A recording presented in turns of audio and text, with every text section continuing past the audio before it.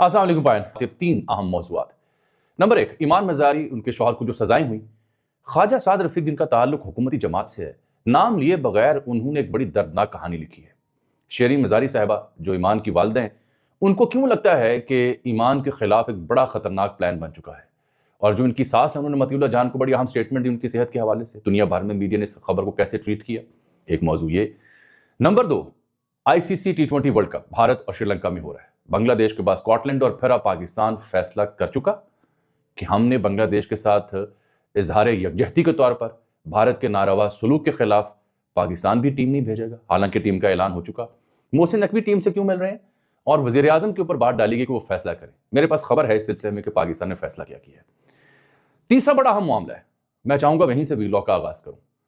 یہ کچے کے علاقے میں جو ڈاکو ہوتے ہیں، ہم ہر سال مختلف سیزنز بالخصوص جب فصلیں کٹتی ہیں ان کے حوالے سے خبریں دیکھتے ہیں، ان کی ویڈیوز آتی ہیں، ان کے ٹک ٹاک اکاؤنٹس ہیں. سر پہ بلوچی ٹوپی پہنی ہوتی ہے، کبھی سندھی اجرک لی ہوتی ہے، ٹھیک ٹھاک کپڑے پہنے ہوتے ہیں، ہاتھوں میں جدید ترین ہتھیار ہوتے ہیں. یہیں سے میں کہانی شروع کروں آج کے ویلاگ کی. میں کہنا یہ چاہ رہا ہوں آج آپ سے کہ یہ نہیں ہو سکتا کہ پنجاب اور سندھ کے کچے کے علاقوں میں، رحیم یار خان راجن پور یا سندھ کے کچھ علاقوں میں، یہ بیلے میں، کچے میں، جنگلوں میں یا کسی ایسی جگہوں پہ سینکڑوں کی تعداد میں ڈاکو وہاں پائے جاتے ہوں. جب دل کیا کسی کو اغوا کر لیا، اغوا برائے تاوان کی کارروائی ہو گئی، بسیں لوٹ لیں. خوف اور دہشت کی علامت. جو مقامی کسان ہیں، تاجر ہیں، ان سے بھتہ وصول کرتے ہیں. تو یہ کیسے ممکن ہے کہ اتنے بڑے صوبے کی پولیس، ادھر سے رینجرز بھی ایسے میں، یہاں بھی رینجرز ہے، تو یہ اس پہ قابو نہ پا سکیں؟ آپ نے ماضی قریب میں کئی بار سنا ہوگا کچے کے علاقے میں ڈاکو کے خلاف آپریشن، چند ایک بندے مارے جاتے ہیں، چند گرفتار، اور پھر وہ کہانی وہیں کی میرا جاتی ہے. تو اب تازہ کیا ہوا ہے؟ تازہ یہ ہوا ہے کہ اس علاقے میں پہلی بار سرجیکل سٹرائکس کیے گئے ہیں. ڈرون ٹیکنالوجی استعمال کی گئی ہے، تھرمل ٹیکنالوجی استعمال کی گئی ہے. اس کا مطلب ہے اگر حکومت چاہے، ادارے چاہیں، تو یہ اس طرح کے جو مافیاز یا اس طرح کے جو ڈاکو ہیں ان کے اوپر قابو پایا جا سکتا ہے. ان کی پرورش کون کرتا رہا ہے، انہیں پنپنے کون دیتا رہا ہے، اور جب دل کیا ان کو گرفتار یا ان کو سرنڈر کرنے پہ مجبور کر دیا جاتا ہے. اب اس میں پیش رفت اچھی جو ہوئی، جو بہت اچھی پیش رفت ہے، کہ بڑے صاف ستھرے انہوں نے کپڑے پہنے ہوئے تھے، سندھی چادر میں نے بلوچی ٹوپی پہنی ہوئی تھی. ڈاڈو ننگیانی عرف مچھ کٹا، نام سنیں ان کا، مچھ کٹا، جو بہت بڑا ڈاکو ہے کچے کا، اور ساتھ گورا عمران، اس کا نام ہے گورا عمران، دوسرے کا نام ہے وقار عرف وقاری. یہ 3 اور ایک چوتھا بھی یہ تصویر میں نے تھمبنیل میں لگا دی ہے. یہ بڑے فن خان قسم کے ڈاکو، دہشت اور خوف کی علامت کچے میں. ان سمیت 41 جو کچے کے ڈاکو انہوں نے سرنڈر کیا ہے، خود کو پولیس حکام کے حوالے پیش کیا ہے. یہ ہے اصل خبر. DPO راجن پور کے محمد عمران ان کے سامنے، پھر DPO جو رحیم یار خان کے وہ بھی منظر عام پہ عرفان سمو. ادھر آپریشن ہوتا تھا یہ سندھ نکل جاتے تھے، سندھ آپریشن ہوتا تھا یہ پنجاب آ جاتے تھے. یعنی عجب دھما چوکڑی اور عجب ایک کھیل جو ہے انہوں نے شروع کر رکھا تھا. ایک آج کا نہیں، ایک عرصے سے ہے. مقامی بعض لوگوں کی آشیرواد ہو، پولیس والوں کی آشیرواد ہو، سب اس میں اپنے تئیں حصہ ڈالتے رہے. لیکن جب ول ہو، میں کہنا یہ چاہ رہا ہوں، جب انٹینٹ بنی، ول بنی، تو بندوں نے سرنڈر بھی کیا اور گرفتاریاں بھی پیش کی ہیں. یہ 2024 میں آپ کو یاد ہوگا ماجکا پولیس کے اوپر انہوں نے حملہ کیا تھا، 12 پولیس اہلکار شہید ہوئے تھے. پنجاب کی تاریخ کا بہت بڑا واقعہ یہ پولیس کے حوالے سے. 12 اہلکار شہید کر دیے گئے تھے. ان کے پاس اینٹی ایئر کرافٹ گنیں بھی ہیں، G3 بھی ہیں، کلاشنکوف بھی ہیں، ہیوی مشین گنز بھی ہیں. یہ کہاں سے آتا ہے؟ اور وہیں آپ کی ناک کے نیچے پل بڑھے تھے. تو بہرحال اچھی خبر یہ کہ انہوں نے سرنڈر کیا ہے، اور اب اس کے خلاف یہاں کی پولیس بھی اور وہاں کی پولیس بھی ان ایکشن ہے.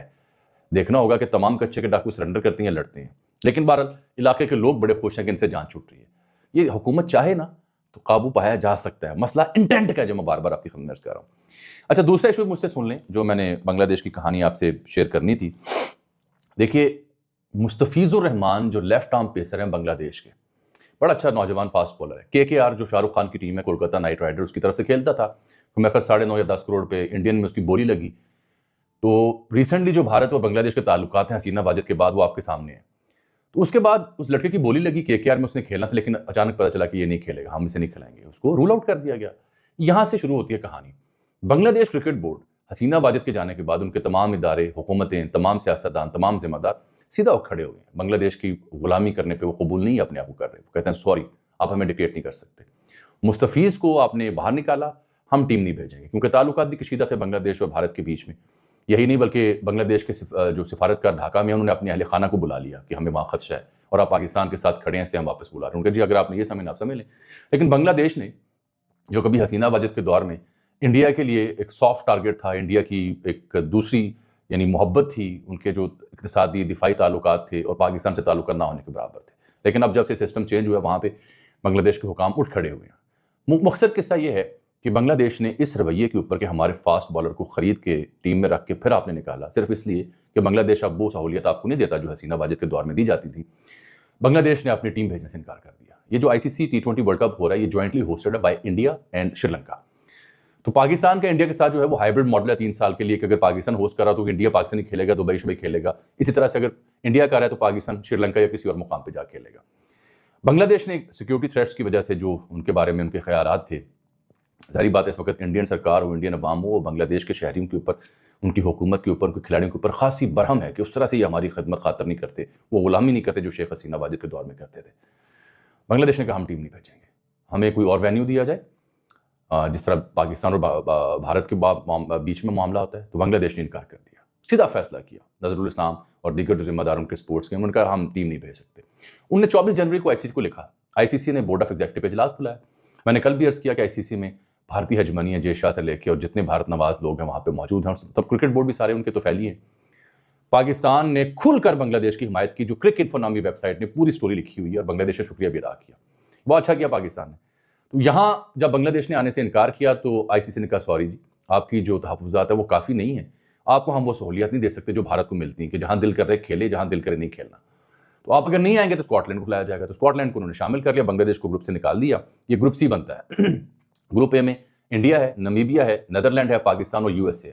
گروپ B میں آسٹریلیا ہے، آئرلینڈ ہے، عمان، سری لنکا اور زمبابوے۔ گروپ C میں انگلینڈ اور اس کے علاوہ ہانگ کانگ ہے، نیپال ہے، اسکاٹ لینڈ ہے اور ویسٹ انڈیز ہے۔ گروپ D میں افغانستان ہے، کینیڈا ہے، نیوزی لینڈ، ساؤتھ افریقہ اور UAE۔ تو گروپ C میں اسکاٹ لینڈ آیا ہے بنگلہ دیش کی جگہ، انہوں نے بنگلہ دیش کی جگہ اس کو کھلا لیا۔ بنگلہ دیشی بورڈ نے آج کی جو تازہ خبر ہے وہ ICC کا فیصلہ قبول کر لیا کہ آپ نے ہمیں نکال دیا، اسکاٹ لینڈ کو رکھ لیا، بسم اللہ۔ اب آ جاتے ہیں پاکستان کے اوپر۔ پاکستان نے 15 رکنی ٹیم کا اعلان بھی کر دیا ہے، سلمان آغا کپتان ہے، مائک ہیسن آپ کو پتہ ہے کوچ ہیں، فہیم اشرف کو رکھا ہے، خواجہ محمد نافع کو نیا لڑکا ہے، سلمان مرزا، صاحبزادہ فرحان، عثمان طارق، اور باقی آپ کو پتہ ہے ابرار ہے، بابر کو رکھا گیا، فخر، نواز کو، شاہین، عثمان خان، سائم ایوب، شاداب اور نسیم شاہ۔ چھٹی کی ہے حارث رؤف کی، اس کو کھلایا، اچھا کیا، ویسے اس کی پرفارمنس کو اچھی نہیں ہے، بہت زیادہ رنز دے رہا تھا، وہ پیس بھی نہیں رہی، وہ ردم بھی نہیں رہا، وہ لینتھ بھی نہیں رہی جو حارث کے زمانے میں جانا جاتا تھا۔ بہرحال اب ٹیم کا اعلان کر دیا گیا ہے۔ جب میں آج آپ سے مخاطب ہوں اتوار کے دن، تو ہو سکتا ہے رات کے محسن نقوی ٹیم سے ملیں، ان کو اعتماد میں لینا ہے ٹیم کو کہ بنگلہ دیش جانا ہے یا نہیں جانا ہے۔ انتظار کس بات کا ہے جی، وہ پرائم منسٹر آ جائیں، وہ لندن سے چل پڑے ہیں، رات کو میرے خیال پہنچ جائیں گے، تو ان کے سامنے یہ مدعا رکھنا ہے۔ ہوا یہ کہ کل میں نے سنا رانا ثناءاللہ صاحب کو، وہ شہزاد اقبال کے شو میں تھے، وہاں بھی 2 بڑی اہم خبریں انہوں نے دی۔ رانا صاحب نے کہا جی کہ ہمیں بنگلہ دیش کے ساتھ کھڑا ہونا چاہیے، کرکٹ میں ہمیں اس کا نقصان ہوگا، ڈیفینیٹلی وہ ہوگا، میں کل بھی آپ کو بتا چکا ہوں، پینلائزڈ ہوں گے، فیس نہیں ملے گی، اگلے ایونٹس میں داخلہ مشکل ہو جائے گا، لیکن وہ کہتے ہیں کرکٹ میں نقصان ہوگا لیکن طویل عرصے میں یہ بنگلہ دیش کے ساتھ تعلقات میں ہمیں فائدہ ملے گا، ہمارے مفاد میں ہوگا۔ یہ رانا ثناءاللہ صاحب کہہ رہے ہیں، ظاہری بات ہے یہ عام اسٹیٹمنٹ نہیں ہے۔ میں نے کل آپ کو باتوں باتوں میں اشاروں میں کہا تھا کہ میری کمیونیکیشن ہوئی تھی کسی انتہائی اہم ذمہ دار سے اس سلسلے میں، تو انہوں نے آگے سے مجھے لکھا تھا کہ we need to decide to resist Indian supremacy اور سرنڈر اور they can bully anyone, یعنی ہمیں یہ فیصلہ کرنا ہے کہ ہم نے جو کرکٹ میں بھارتی سپریمیسی ہے اس کے خلاف کھڑا ہونا ہے یا سرنڈر کرنا ہے، بگرنہ بھارت ہمیں بھی بلی کرے گا جیسے انہوں نے بنگلہ دیش کو کیا، اس کو نکال دیا، نکلوا دیا اور اسکاٹ لینڈ کو داخل کر لیا۔ تو اس سے مجھے تاثر یہ ملا تھا کہ پاکستان اس دفعہ کوئی سیریس فیصلہ کر سکتا ہے۔ اس خبر کو ملا لیں رانا ثناءاللہ صاحب کے جملے کے ساتھ جو وہ کہہ رہے ہیں کہ ہمیں کرکٹ میں تو نقصان ہوگا لیکن طویل عرصے میں یہ بنگلہ دیش کے ساتھ تعلقات میں ہمارے مفاد کو سرو کرے گا۔ میرا خیال ہے کہ پاکستان کی حکومت فیصلہ کر سکتی ہے کہ بنگلہ دیش ٹیم نہیں بھیجنی۔ اس میں ایک اف اینڈ بٹ والی کہانی بھی ہے، ایک کیش 22 ہے۔ وہ یہ ہے کہ اگر بنگلہ دیش کرکٹ بورڈ نے ICC کا فیصلہ کر لیا قبول کہ ٹھیک ہے جی ہم نے قبول کر لیا، ہم معاملے کو طول نہیں دینا چاہتے، پھر کیا سچویشن ہوگی؟ اگر انہوں نے فیصلہ ہی قبول کر لیا تو پھر ہم کاہے کو بائیکاٹ کریں گے؟ یا تو ہوتا وہ اس فیصلے کو قبول نہ کرتے اور کہتے جی ناانصافی ہے، ہم اس فیصلے کو قبول نہیں کرتے، پھر تو گراؤنڈ بنتی ہے۔ لیکن یہ کیش 22 اس لیے ہے کہ جو رانا ثناءاللہ نے بات کی کہ لانگ ٹرم میں ہمیں فائدہ ہوگا، پاکستان کی جگہ کوئی اور ٹیم کھلا لیں گے وہ، اور پاکستان کے میچز ہیں بھی شری لنکا میں، بھارت کے ساتھ 15 فروری کو، 17 فروری کو ہالینڈ کے ساتھ ہے، تو آپ وہاں کھیل بھی رہے، تو اس لیے گراؤنڈ تھوڑی سی کمزور ہے، جذباتی طور پر تو بات میں بڑا وزن ہے لیکن گراؤنڈ تھوڑی سی کمزور ہے، اور پھر ظاہری بات ہے پینلٹی بھی لگے گی، جو فیسیں ملتی ہیں ICC کی جہاں سے فنڈز ملتے ہیں وہ نہیں ملیں گے، کرکٹ کو نقصان ہوگا۔ اگر تو بنگلہ دیش کھڑا ہو جاتا کہ جی ہم قبول ہی نہیں کرتے فیصلے کو، تو پھر صورتحال کچھ اور ہوتی۔ میں نے بس آپ کو خبر دینی تھی جو میں نے آپ کی خدمت پیش کر دی۔ کرکٹ انفو نے لکھا ہوا ہے آج اپنی ویب سائٹ کے اوپر، دنیا کرکٹ کی سب سے بڑی ویب سائٹ نے لکھا کہ نقوی کاسٹ انسرٹینٹی آن پاکستان's participation in T20 world cup. Wildly discuss ہو رہا ہے کہ پاکستان انکار کر سکتا ہے، بائیکاٹ کر سکتا ہے۔ That will be very very interesting اگر پاکستان اس سچویشن پر جاتا ہے۔ اب آ جائیے ایمان مزاری صاحبہ اور ہادی چٹھا صاحب جو ان کے شوہر نامدار ہیں. دیکھیے جس طریقے سے ان کی پکڑ دھکڑ یا کیسز یا سزائیں ہوئیں 17 سال کی، پیکا ایکٹ لگا. پیکا ایکٹ جب بن بھی رہا تھا ہم تب کی حکومت کو بھی اور بعد میں پی ٹی آئی کو بھی اور اب تک بھی سب کے سامنے دہائی دیتے رہے کہ یہ اگر اس طرح کے قوانین بن گئے تو یہ ان کا نفاذ کسی پر بھی حسب ضرورت حسب توقع لگ سکتا ہے. تو نہ تب کی حکومتوں کو بات سمجھ آئی نہ اب کی حکومتوں کو بات سمجھ آئی. قصہ مختصر یہ ہے کہ میں نے آج دیکھا دن بھر واشنگٹن پوسٹ نے خبر لگائی ہوئی کہ پاکستان کے ایک جو لیڈ لائر ہیں انسانی حقوق کی، ان کو 17 سال کے لیے ہسبینڈ کے ساتھ جیل بھیج دیا گیا ہے. پھر میں نے دیکھا کہ اے ایف پی بہت بڑا خبر رساں ادارہ، اس نے خبر لگائی ہوئی ان کے حوالے سے. جگہ جگہ بین الاقوامی میڈیا پہ پاکستان کی کسی اور خبر کو نمایاں حیثیت دینے کی بجائے یہ خبر نمایاں جلی حروف میں شاہ سرخیوں میں لگی ہوئی تھی. تو اس سے آپ اندازہ کریں کہ جو ہمارے ہاں جو کچھ ہو رہا ہے اس کے اوپر دنیا بھر کیا لکھ رہی ہے اور کس شناخت سے لکھا جا رہا ہے. خواجہ محمد سعد رفیق صاحب پاکستان مسلم لیگ نون کے سینئر رہنما جیتے نہیں الیکشن اور اپنی شکست کو تسلیم کیا سردار لطیف کھوسہ کے سامنے، اور گاہے گاہے میں نے دیکھا ہے کہ بہت ہی فہم فراست اور علم دانش کی بات کرتے ہیں، مل بیٹھنے کی بات کرتے ہیں، مکالمے کی بات کرتے ہیں. خواجہ صاحب کبھی کبھی ٹویٹ کرتے ہیں آواز دروں کے نام سے، اپنا دل کا حال بیان کرتے ہیں. تو انہوں نے ایمان مزاری کا نام نہیں لیا لیکن ظاہری بات ہے یہ اسی جانب تھا. لکھتے کیا ہیں؟ وہ کہتے ہیں تنقیدی آوازوں کو ختم کرنا کبھی اور کہیں ممکن نہیں. جو تنقیدی آوازیں ان کو ختم کرنا کبھی بھی اور کہیں بھی دنیا میں ممکن نہیں ہے. میں نے لکھ کے رکھے ان کے جملے. وہ کہتے ہیں میں تسلیم کرتا ہوں کہ بعض اوقات یہ آوازیں حد سے گزر جاتی ہیں اور تکلیف بھی دیتی ہیں. ایمان صاحبہ کے ہینڈل سے کئی ایسے ٹویٹس تھے جس کے بارے میں یہ اشارہ ہے اور تکلیف دہ بھی ہوں گی حکومت کے لیے. کبھی پورا سچ کہا جاتا ہے اور کبھی چیزوں کو بڑھا چڑھا کر پیش کیا جاتا ہے. افراد کو مقید کیا جا سکتا ہے، آوازوں کو نہیں. آپ افراد کو قید کر سکتے ہیں، آوازیں قید نہیں ہو سکتی. خواجہ سعد رفیق لکھ رہے ہیں جیلیں بھرنے سے حکومتیں مضبوط اور ریاست کمزور ہوتی ہے. بڑی عقل کی بات انہوں نے کی ہے. پھر کہتے ہیں کہ اگر سامنا کرنا ہے تنقیدی آوازوں کا تو حقائق اور مکالمے سے کریں، سچ سامنے لائیں کہ سچ کیا ہے یا پھر اپنی غلطیاں سدھاریں. اب خواجہ صاحب نے اتنی عقل کی بات اپنی حکومت کو سمجھانے کی کوشش کی ہے لیکن صاحب سمجھے کون.